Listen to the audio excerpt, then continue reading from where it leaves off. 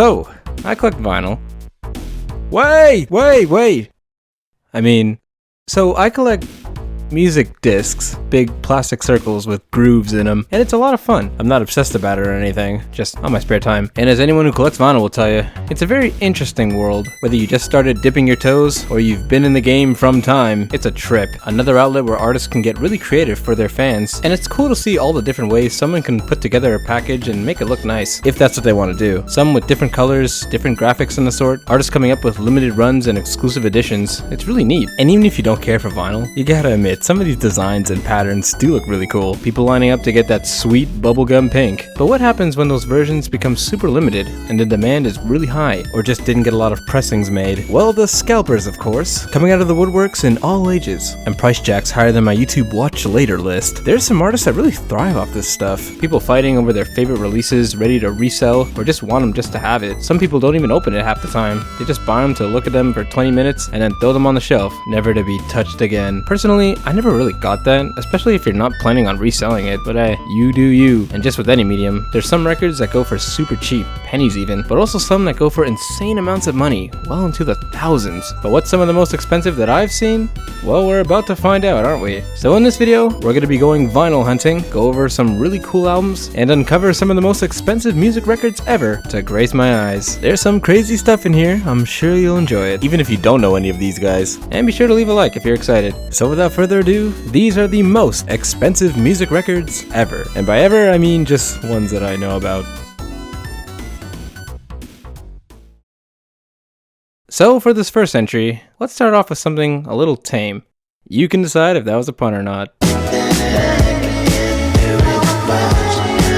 Tame Impala, the indie band that's not at all indie anymore, a psychedelic rock project turned pop rock, masterminded by one Kevin Parker. He's been making music under the Tame label since '08, but didn't really gain a footing until 2010 with the debut record Inner Speaker. Since then, Tame would release projects throughout the decade, getting a bigger audience, releasing the second album Lonerism, all culminating into 2015's Currents, switching the psychedelic rock sound for more synth pop grooves. A really nice album, with mellow, slower songs such as Love Paranoia and Yes I'm Changing, as well as in-your-face stuff like Reality in Motion and The Moment, as well as the smash TikTok hit The Less I Know The Better, which a lot of people watched that video. I don't think for the song though. And now with the song almost reaching 1 billion plays on Spotify, and Tame averaging around 14 million listeners a month, and with me being a fan since 2013, I'm super happy for Kevin and all of his success. Like, he's a really talented dude. Now, Tame's no stranger to limited runs. In fact, Kevin loves releasing special versions of his albums, as before this, fans got the album Lonerism and a deluxe box set with that. But in 2015, Tame would release 2 special versions of the album, one a colored vinyl and another with the same colored vinyl but with special lenticular prints of the single covers. This one was limited to only 500 copies, each individually numbered, and with the starting price on his website at around $150. Needless to say, these sold out really quickly. This article from website Stereo Gum is really funny to look back on now, with them talking about how the Tame website was glitching out on the price tags. Quote, "So don't worry about that glitch. A vinyl will not, in fact, cost you almost $50. Thanks, Caitlin." And yeah, she was right. It won't cost you $50, because now, if you want to own one of these in mint condition, prepare to cough up anywhere between $500 and $1,500. I remember when this came out, and I wanted to buy it really badly, but then I remembered I was a stinky high schooler with no job and no money, so that dream died out pretty quickly. A bit later in 2017, Tame would re-release Currents in a collector's edition, this time with a red marble print, as well as a lot more extra stuff. A nice bundle, not as pricey as the former, but will still fetch you anywhere between $2 to $400. But I know what you're thinking. $500? That's pocket change. I make that in a week. Haven't you heard of drop shipping? But this is just the tip of the iceberg, as next up we have everyone's favorite hot coffee pot spitting MC. So the FCC won't let me be, or let me be me, so let Eminem.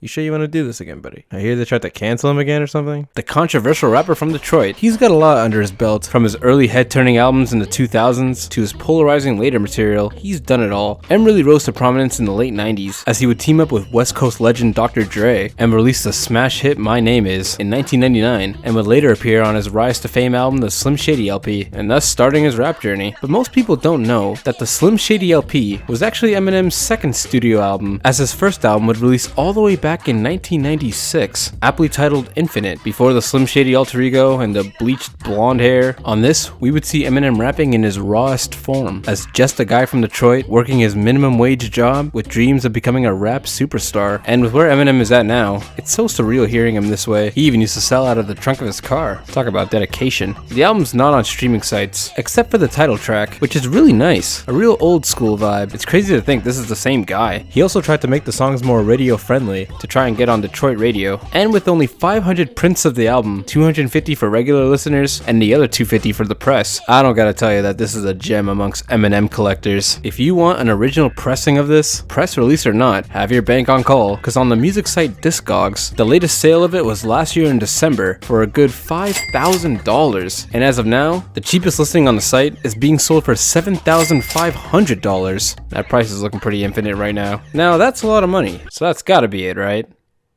Right? Like there's no way something's being sold for more than $7,000. Daft Punk. Will he ever stop talking about these guys? The electronic French house duo that ran from the mid-90s to recently this year. They had a good run. Not as packed as other artists, but I guess quality over quantity. Am I right? Depending who you ask. From their pop hit factory that is Discovery, to their orchestral Disney piece that is the Tron Legacy soundtrack, they've dabbled in a bunch of different sounds and styles throughout their career, releasing albums sporadically throughout the 2000s, from studio albums to remix projects, finishing off in 2013 with their final studio album Random Access Memories, going out to critical acclaim and having the massive 2013 single Get Lucky on it. A nice little collection of songs. These tend to shy away from their OG house roots and lean towards a more disco, funk, soft rock vibe, really paying homage to the music of the 70s and 80s. The album would release on vinyl the same year, and just that alone will fetch you anywhere between $150 and $300. I'm even seeing some up to the $500 mark. But that's not why I brought this up. No. See, the reason I'm bringing this up is because the next year in 2014, Daft Punk would re-release the album in a deluxe limited edition box set that comes with the album, as well as a bunch of extra goodies like a photo booklet, robot diagrams, and USBs with uncompressed audio and visuals. The true robot experience. And now with the group Defunct, naturally their stuff is going up in price. For this bundle, people are selling it from anywhere between $1,500 to $3,000, which not as expensive as the Eminem album, but still pretty pricey. But on Discogs, there is one guy who is selling this bundle for a whopping... Hold on, let me adjust my seat here. $50,000! Bro, that's literally a car. And the box is open? It's not even sealed?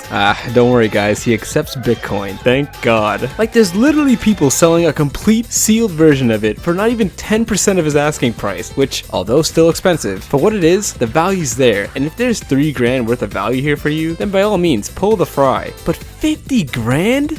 Bro, this thing better be doing my taxes for me. And just so it's not clickbait, here's a record from the Rolling Stones called Street Fighting Man, released in 1968. A single. This got released in the US, but then pulled almost immediately as the US picture sleeve was deemed too controversial for the time, right near the end of the 1968 Democratic Convention. Apparently only 10 to 20 copies exist, and this thing sells from anywhere between $7,500 to $17,000. It ended up getting re-released in 2016, but even that still fetches around $150 to $300. So, good luck.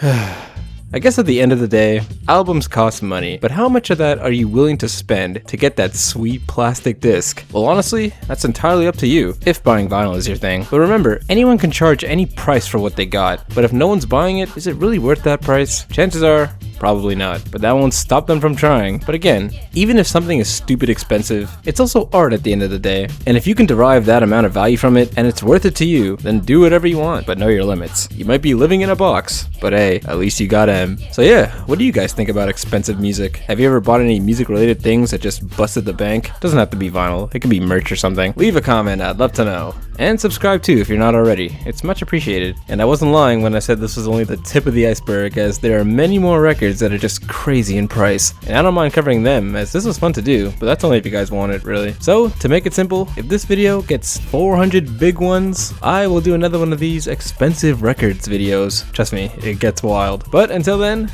I'll catch you later. Outro, please. Just a shorty outro today. There's not much going on. Just be safe and drink water. Yeah, drink your water, you non-water drinking goblins. See ya!